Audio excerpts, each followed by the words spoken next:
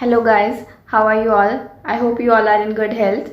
I'm Jinya, your educator, and welcome back to your biology class. In the last video, we had discussed about the protective tissue, that is coat and epidermis. In today's lecture, we will be covering the complex permanent tissue and animal tissue. So do watch the video till the end and let's get started. Let's firstly see why there is need of xylem and phloem in the plant body. We all know that if we take an example of a tree and here are the roots of the tree present, this is the soil, these are the roots. What will be happening here? In the previous tissues, we have studied that these tissues help in all the tissues which we have studied previously are helping in either in the growth of the plant body or in providing support to the plant body. So now comes the question how the plant will get the food and the water. That is also necessary for the survival of the plant, right? So how the plant will get that? Okay, for that purpose, xylem and phloem are the tissues present in the plant body. What will happen? Let's see. We are giving the water to the soil, right? Water and minerals are present in the soil. From soil, what will roots do? Roots will imbibe the water, or you can say roots will absorb the water present in the soil.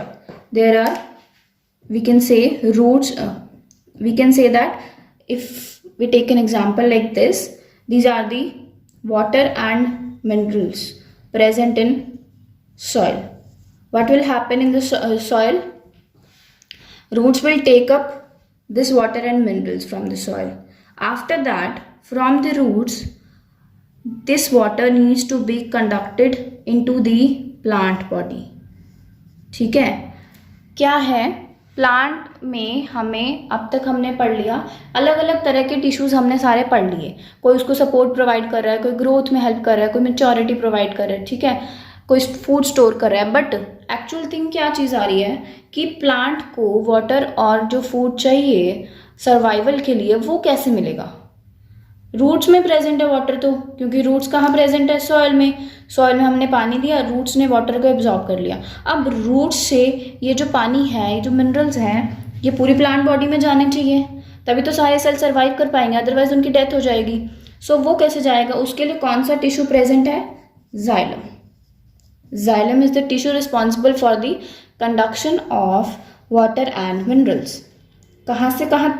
From roots to upper parts of the plant body. ठीक है?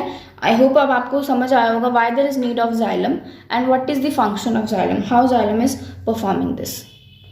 Okay, ये कहाँ से कहाँ जा रहा है? Root से अपर पार्ट्स में जा रहा है. तो इससे एक बात और क्लियर हो गई, जो फ्लो होगा वाटर एंड मिनरल्स का हमेशा from roots to upper part है, तो ऑलवेज क्या है? यूनिट डायरेक्शनल फ्लो हो जाएगा. ठीक है, वापस नहीं आ रहा है कुछ, ऑलवेज ऊपर ही जा रहा है, कुछ भी वापस नहीं आ रहा. ठीक है. नाउ कम्स द क्वेश्चन, जो प्लांट में हमें पता है प्लांट में लीव्स प्रेजेंट और लीव्स में क्लोरोफिल होता है and will perform the photosynthesis and by the help of photosynthesis food will be produced by the plant. Okay, अब लीफ पे फूड प्रोड्यूस हो गया. हाँ जी, ठीक है, लीफ पे फूड बन गया. अब उस एक लीफ से we all know that there are lot of branches present. ठीक है, स्टेम में, रूट्स में, अदर पार्ट्स में वो फूड जाना चाहिए. अब वो फूड लीफ से बाकी अदर पार्ट्स में कैसे जाएगा? उसके लिए एक अलग टिश्यू प्रेजेंट है. यहाँ जाएगा, इधर जाएगा, सब जगह जाएगा. कैसे जाएगा? इसके लिए कौन सा टिश्यू प्रेजेंट है? That is the phloem. Food की ट्रांसलोकेशन के लिए एक अदर टिश्यू प्रेजेंट है, उसका नाम है फ्लोएम. ठीक है, ये हर डायरेक्शन में लेके जाएगा, ऊपर भी लेके जा सकता है, बिकॉज ऐसा नहीं है ना कि लीफ सिर्फ एक ही जगह पे प्रेजेंट है. अलग अलग हाइट पे, अलग अलग ब्रांचेस में, सब जगह पे लीव्स प्रेजेंट है और सभी प्रोड्यूस कर रहे हैं फूड. ठीक है, फोटोसिंथेसिस सभी कर रहे हैं. तो क्या है, नीचे वाली ब्रांच से ऊपर वाली ब्रांच पे भी जा सकता है, ऊपर वाली ब्रांच से नीचे भी, और सब जगह उसने ट्रांसपोर्ट करना है. ठीक है, so the direction of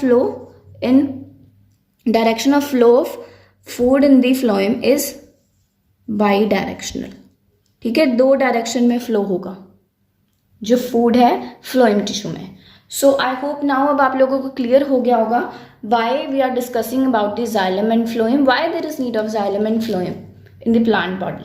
okay, Xylem is helping in the conduction of water and minerals, and phloem is helping in the conduction of food from one part of the body to other part of the body.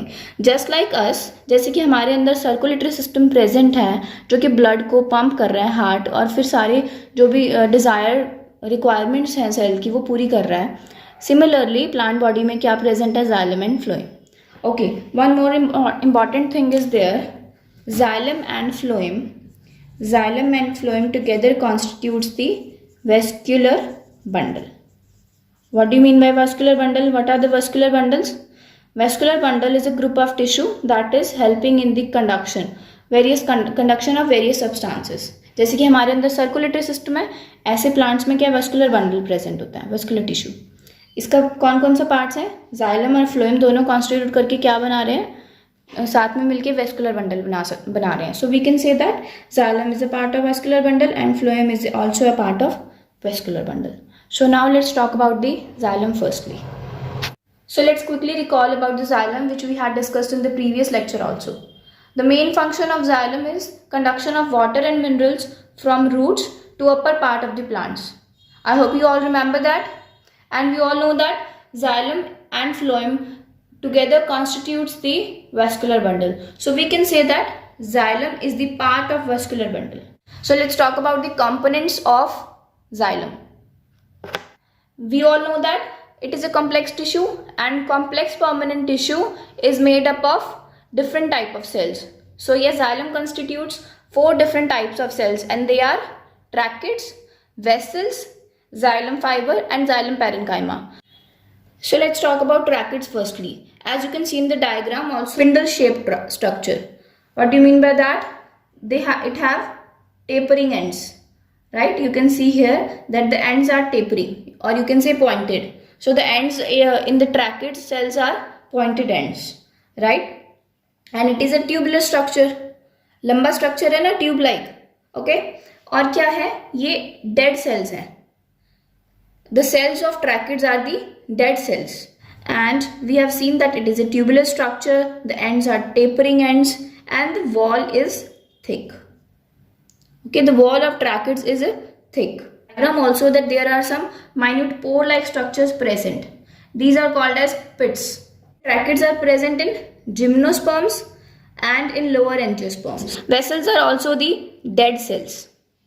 It is also tubular structure. As you can see in the diagram that it is a tube-like structure, and it is bit wider than the tracheids. Right? थोड़ा सा चौड़ा है ना tracheid से. And what other thing is present in the vessels is the pits. Pits is similar to the pits in tracheids. And here in vessels there are some perforations also present. As you can see here, these are the perforations, or you can say some gaps. Okay, now what is the function of these perforations? Okay, before that, tell me why the structure of these two are tube-like. Why these structures are tubular structures? Yes, any guesses? Exactly. The structure of tracheids and vessel is tubular because it will help in the vertical transport of water and minerals. Right? Tube-like structure है तभी तो vertical transport करवा पाएगा ना. Tube-like structure है, लंबे structures हैं tube की तरह, तो क्या होगा? Vertical transport हो पाएगा, easily transport हो पाएगा water and minerals का इनके through. अब इसमें क्या प्रेजेंट है? परफोरेशंस प्रेजेंट है. परफोरेशंस क्या करेंगी? परफोरेशंस की हेल्प से क्या होगा? जो वाटर का कंडक्शन हो रहा है ऊपर की तरफ, इन अपर डायरेक्शन, वो इजी हो जाएगा. ठीक है. एक और क्या डिफरेंट थिंग प्रेजेंट है in the walls of vessel? That is the walls of vessel are lignified walls है वेसल की. ठीक है, lignified walls. I hope you all remember the function of lignin. What is lignin and where else it is present? Yes, I hope you all remember that. Okay, the vessels have large central cavity. Okay, large central cavity is there. And where the vessels present? They are mostly present in the angiosperms. Right? The gymnosperm lack vessels, xylem vessels. Alright. Now what is the main function of tracheids and vessels? From the actual conduction of water and minerals. जो actual conduction हो रहा है water and minerals का, जो हम कह रहे हैं जाइलम करवाएगा, वो एक्चुअली जाइलम में कौन कौन से सेल्स करवा रहे हैं? Tracheids and vessels. ठीक है, जो बाकी दो सेल्स हैं उनका फंक्शन डिफरेंट है। जो मेन कंडक्शन हो रहा है वाटर एंड मिनरल्स का, वो किसके थ्रू हो रहा है? वो ट्रैकिड्स एंड वेसल्स के थ्रू ही हो रहा है। ठीक है, यहाँ तक समझ आया सबको? ओके, तो next comes the xylem fiber and xylem parenchyma. You have studied the sclerenchyma cells, sclerenchyma tissue in the previous lectures, right? आप लोगों को अच्छे से याद होगा that sclerenchyma provides rigidity and the wall of the sclerenchymatous cells are lignified walls. We have studied that, right? So the fiber, the xylem fiber, it is derived from those sclerenchymatous cells. Okay, ये उन्हें स्क्लेरेनकाइमेटस sales की तरह होते हैं इसके sales भी। ठीक है, it is also dead cell, dead tissue. ठीक है, लिग्निफाइड सेल वॉल्स है, ऐसा I told you, it is derive from the sclerenchymatous cells. तो सेल वॉल कैसी है? लिग्निफाइड है, डेड सेल्स हैं। तो और फंक्शन क्या हो जाएगा इनका? अगर स्क्लेरेनकाइमा सेल जैसे सेल्स हैं इसमें, तो मैकेनिकल सपोर्ट प्रोवाइड करने का फंक्शन है। ठीक है, now what about parenchyma, xylem parenchyma? We have studied about the parenchyma also in the previous lectures. So what is the function of xylem parenchyma here? Xylem parenchyma is the only living cell. Out of all these four, the parenchyma is the only living cell in xylem. Okay, all the other three are the dead cells. What is the function of parenchyma? It helps in food storage. It helps in food storage, right? And there is one more function of parenchyma here, that is the xylem parenchyma. Helps in the sideways conduction of water. What do you mean by that? अगर यहाँ पे एक present है cell, ठीक है, उस cell यहाँ से दूसरे सेल पे जाना है, एक सेल से दूसरे सेल पे जाना है, तो जो साइडवे कंडक्शन है वो कौन करवा रहा है? That will be done by the help of xylem parenchyma. So you can also say that xylem parenchyma किस चीज में हेल्प कर रहा है? It is helping in assisting the short distance conduction, assisting the short distance conduction of water. Okay, I hope clear हो गया होगा. And yes, the walls of the xylem parenchyma is thin walls. Okay, so हमने क्या देख लिया? xylem का main function क्या है? xylem क्या है? वस्कुलर बंडल का एक पार्ट है। xylem और फ्लोएम इकट्ठे मिलके क्या बना लेते हैं? वस्कुलर बंडल बना लेते हैं। तो xylem क्या हो गया? वस्कुलर बंडल का एक पार्ट हो गया। फिर हमने देखा मेन फंक्शन क्या है xylem का, किस लिए यूज हो रहा है xylem? मेन फंक्शन है उसका ट्रांसपोर्ट करवाना, या कह सकते हो कंडक्शन करवाना वाटर एंड मिनरल्स की। ठीक है जी, कैसे, कहाँ से कहाँ तक? रूट से बाकी जो बॉडी, प्लांट बॉडी है उसके अपर पार्ट्स में। Next we have seen that there are 4 different components of, you can say 4 different types of cells present in xylem, and they are tracheids, vessels, xylem fiber and xylem. So this was all about the xylem. आप सबको xylem का main function और उसके 4 different types of cells के बारे में समझ आ गया होगा सारा. So let's start with phloem now. We all know that phloem is the other part of the vascular bundle. We have just studied that, right?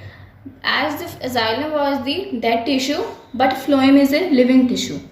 We can say that all the cells of the phloem are the living cell except one, that is the phloem fiber. We will discuss later. The phloem is, it helps in the translocation of food from leaves to other parts of the plant.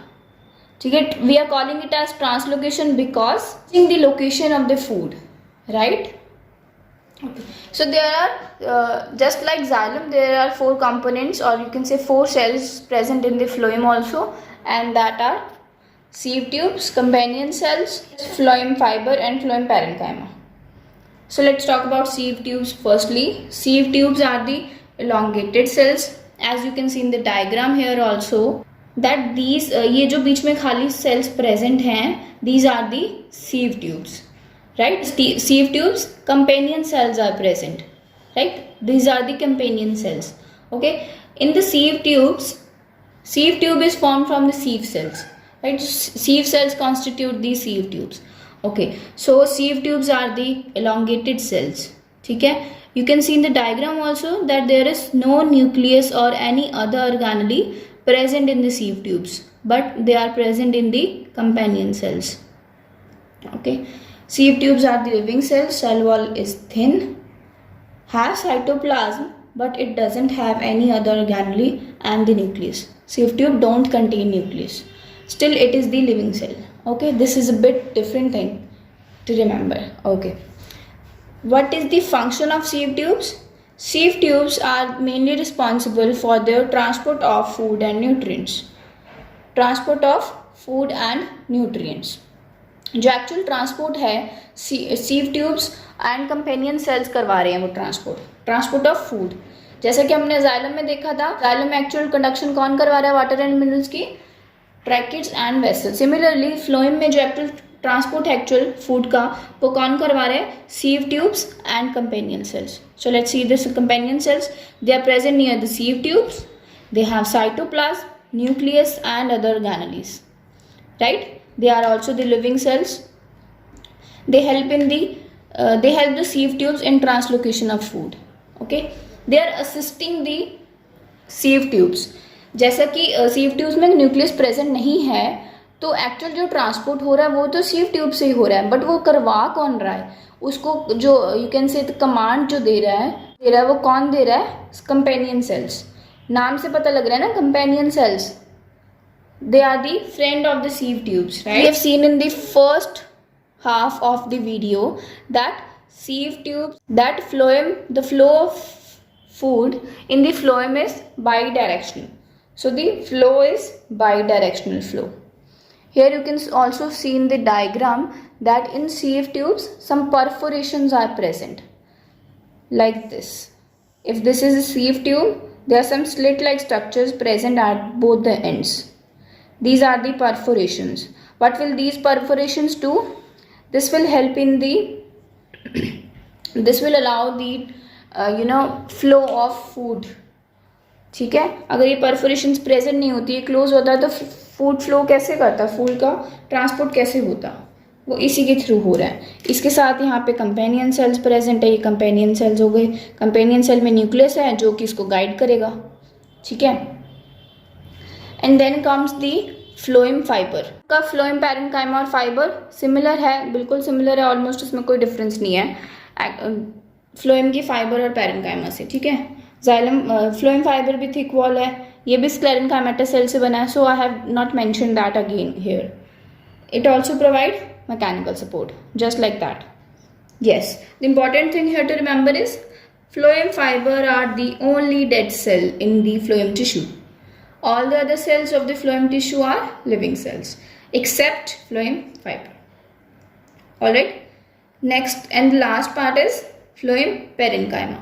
It is the living cell, similar in structure and function with the xylem parenchyma. That is living cell, help in the food storage. Okay, so yes, this was all about the phloem and the 4 different types of cell present in the phloem. I hope आप लोगों को ये समझ आ गया होगा phloem क्या है, phloem के कैसे पार्ट्स, कितने पार्ट्स हैं, अलग अलग पार्ट्स क्या क्या फंक्शन करवा रहे हैं. What do you mean by active and passive transport? Passive transport means no energy requirement is there, no ATP is used. We all know that ATP is the energy currency of the cell. So passive transport means ATP use नहीं होगा. That is done in the case of xylem. जो conduction हो रहा है water and minerals का xylem से, वो passive transport है, उसमें एनर्जी का यूज नहीं हो रहा है, नॉर्मली फ्लो कर रहा है. किस अकॉर्डिंग फ्लो कर रहा है जाइलम में? On the basis of concentration. जहाँ पे वाटर का कंसंट्रेशन ज़्यादा है, और यू कैन से ऑस्मोसिस के बेस पे नॉर्मली फ्लो कर जाएगा. What is osmosis? Flow of water from high concentration to low concentration. ठीक है, जहाँ पे वाटर ज़्यादा है वो दूसरी जगह पे चला जाएगा जहाँ पे वाटर की कंसंट्रेशन कम है. So this is the passive flow. Now what is active? Active flow, active transport in which ATP is used. ATP is the energy currency, means the transport in which energy is being used is called as the active transport. The transport, or you can say the translocation of food done by the phloem is the active transport. ठीक है, active transport क्यों है? क्योंकि उसको energy चाहिए, normally नहीं जा सकता, एनर्जी की रिक्वायरमेंट है, तभी फूड एक सेल से दूसरे सेल में मूव कर पाए। I hope now it is clear to you what is active and passive transport. Plant tissue हमने यहाँ पे कंप्लीट कर लिया, ठीक है। अब स्टार्ट करते हैं हम animal tissue. Animal tissue, we know that plants और एनिमल्स में अलग अलग टिश्यू हैं, तो अब तक हमने सारा पढ़ लिया प्लांट टिश्यू था। अब बात करते हैं एनिमल टिश्यू के। एनिमल में कितने तरह के टिश्यू प्रेजेंट है? Let's see that. We are moving our hands, our legs, we are doing this with the help of the muscles present in our body, right? So muscle is the main tissue that is helping us in the locomotion, right? Helping us in the movement. Tissue is the muscular tissue, right? Muscular tissue is helping us in the movement, and it is formed by the muscles present in our body. Similarly, if we are getting the oxygen we are inhaling the oxygen and exhaling the carbon dioxide. And that exchange is being done in the lungs. Now from lungs, that oxygen needs to be transported to all the cells of the body, right? Because cells require the oxygen for their survival. Without the oxygen, cells will die, है ना? So how that oxygen will be transported from the lungs to other parts of the body? That is being done with the help of blood. So we can say that blood is a kind of connective tissue. Blood is a connective tissue that is helping in transport of various substances from one part of the body to other part of the body. So these are the two examples of tissues, different types of tissue present in our body. As you can see in the flow chart, that animal tissue is being divided into 4 categories. 4 major categories are there, and they are epithelial tissue, connective tissue, muscular tissue and nervous tissue, right? And then epithelial tissue is further divided into various subcategories, that is squamous, cuboidal, columnar, ciliated and glandular. And connective tissue is further divided into areolar, cartilage, bone, tendon, ligament and plaque. Then comes the muscular tissue. For the subcategories, there are 3 subcategories of muscular tissue. That means there are 3 different types of muscles present in our body: striated, non-striated and cardiac. And the last one is nervous tissue forming the nervous system of our body. Okay, so now let's start with the epithelial tissue firstly. Just like we have studied the epidermis in the plant body, epithelial tissue is similar to that in context with the animal body. Example है हमारी body का, कहाँ present है? Skin में present है ये tissue. Lining of the mouth, जो mouth की लाइनिंग है उसमें प्रेजेंट है। जो ब्लड वेसल्स की लाइनिंग है उसमें भी प्रेजेंट है। एंड जो एल्विलाई है, एल्विलाई हमने पढ़ा था, एल्विलाई की लाइनिंग में भी प्रेजेंट है। लंग्स में क्या प्रेजेंट है? एल्विलाई। और एल्विलाई की लाइनिंग भी किससे बनी होगी? एपिथेलियल टिश्यू से। कैसे सेल्स हैं एपिथेलियल टिश्यू के? The cells are tightly packed, ठीक है। ये बात तो हम प्लांट टिश्यू में भी पढ़ चुके हैं। एपिडर्मिस या एपिथेलियल टिश्यू किसी की भी बात कर लो, सेल्स कैसे अरेंज होंगे? बहुत ज़्यादा टाइटली अरेंज होंगे, बीच में कोई भी इंटरसेलुलर स्पेस नहीं होगा, almost no intercellular space. Cells are tightly packed. Why they are tightly packed? So that अगर वो लूजली पैक्ड होंगे, अगर उसमें इंटरसेलुलर स्पेस ही प्रेजेंट हो गया, फिर तो कोई भी चीज़ बाहर से अंदर आ जाएगी, अंदर से बाहर चली जाएगी। फिर एपिडर्मिस बैरियर की तरह काम, एपिथेलियल टिश्यू बैरियर की तरह काम कैसे करेगा फिर, है ना? So that is why the cells are very tightly packed, forming a continuous sheet, ठीक है। No intercellular spaces present. Function क्या है? किसी भी तरह के एपिथेलियल टिश्यू की बात करो, बेसिक फंक्शन जो परफॉर्म करेंगे ये सेल्स, वो क्या है? प्रोटेक्शन का, ठीक है, प्रोटेक्शन का काम करेंगे, सिक्रीशन का काम करेंगे। सिक्रीशन मीन्स मतलब कि अगर ये ग्लैंड्स में प्रेजेंट है तो ग्लैंड्स में से जो सिक्रीशन हो रही है वो कौन से टिश्यू के थ्रू होगी? Epithelial tissue. एक्सक्रीशन हो गया एब्जॉर्प्शन। ये क्या है? फंक्शंस हैं। These are the common functions perform by the epithelial tissue, right? So first let's talk about the first subcategory of epithelial tissue, that is the squamous epithelium. Location क्या है squamous epithelium की? It is present in the lining of alveoli, blood vessels, cheeks, skin में present है, esophagus में present है, mouth की lining में present है, ठीक है, जो अभी हम देख रहे थे। ओके, स्ट्रक्चर कैसा है squamous epithelial cells का? स्ट्रक्चर कैसा है? The cells are extremely thin cells and flat cells हैं, just like the piece of paper, flat होता है ना, ऐसे ये सेल्स भी फ्लैट सेल्स है, ठीक है। शेप कैसी है सेल्स की? पॉलीगनल, पॉलीगनल शेप है सेल्स की। कैसे अरेंज्ड है? कॉन्टिन्यूटी पे अरेंज्ड है, जैसे कि टाइल्स अरेंज होती हैं, ठीक है। फंक्शन क्या करेंगी? प्रोटेक्शन देंगी, डिफ्यूजन एंड ऑस्मोसिस में हेल्प करेंगी ये वाले सेल्स। स्ट्रक्चर कैसा आप देख सकते हैं here, this is the structure of squamous epithelium. Like here other diagram I have put in, that is from the NCERT. This is the squamous epithelium. होता है स्किन में ना, इसी टिश्यू की स्क्वामस एपिथेलियम की बहुत सारी लेयर प्रेजेंट है। हमें पता है स्किन एक लेयर से तो बना नहीं है, ठीक है, हमारा स्किन बहुत ज़्यादा लेयर्स उसमें प्रेजेंट हैं। कौन से टिश्यू की? स्क्वामस एपिथेलियम की। किस लिए प्रेजेंट है बहुत सारी लेयर्स? ताकि वियर एंड टीयर से प्रोटेक्ट किया जा सके बॉडी को, ठीक है। अगर एक ही लेयर प्रेजेंट होती, थोड़ा सा भी कट लगता अंदर से, तो भाई सारे खून बाहर आ जाता है ना। So that is why layer, stack of layer are present, and that's why we are calling the tissue, epithelial tissue present in the skin as stratified squamous epithelium. Stratified is used for the layering of the squamous epithelium, as there are many layers present, ठीक है। So this was all about the first subcategory, that is the squamous epithelium. Now let's talk about the second subcategory of epithelial tissue, that is the columnar epithelial. You can as the name suggests, the cells will be columnar shaped, or you can say column shaped, pillar shaped. The cells are pillar shaped cells, okay. And where are these kind of epithelial tissue present? It is present in the lining of stomach, intestine and genital ducts. What are the genital ducts? The ducts associated with the genital organs, right? What is its structure? Pillar or column like cells present on a thin membrane, right? Next is the function. What is the function performed by these kind of epithelial tissue? Protection, absorption and secretion. All right, here you can see in the diagram also that this lower membrane on which all these cells are resting, this membrane is called as the basement membrane, जो इन cells के base पे present है, that membrane is the basement membrane, ठीक है। Third is one is the cuboidal epithelium.